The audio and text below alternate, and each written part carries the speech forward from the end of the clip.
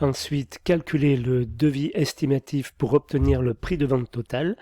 Le prix de vente hors taxe, c'est les quantités d'ouvrages multipliées par les prix de vente unitaires.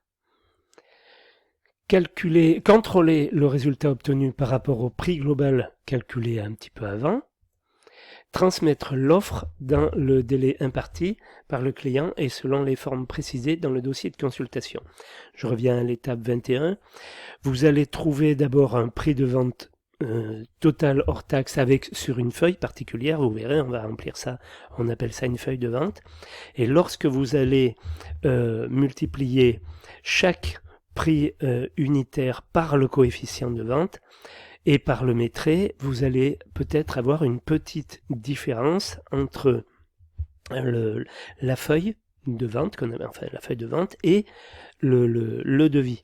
Donc, il faut veiller à ce que cet écart soit pas trop important. Je vous donnerai les astuces pour y arriver. C'est pas compliqué du tout. Voilà donc ce que je pouvais vous dire au niveau du déroulement de l'étude de prix. Vous voyez qu'il y a quand même de quoi faire, hein. On ne s'ennuie pas, sachant qu'en plus, vous pouvez travailler sur 2 ou 3 affaires en même temps.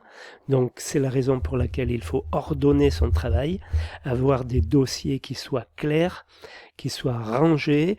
On appelle ça des dossiers exploitables, c'est-à-dire que si le patron vous passe un coup de fil et a besoin d'un prix sur une affaire que vous venez d'étudier ou le chantier a débuté par exemple, on ne passe pas un quart d'heure à trouver le prix, on y va direct, quoi. On doit le trouver directement. Donc soyez ordonnés, faites des choses claires et pensez bien que vous n'êtes pas le seul à exploiter les résultats de votre travail, hein. Il y a vos différents collègues qui vont s'en servir, hein, de vos études de prix.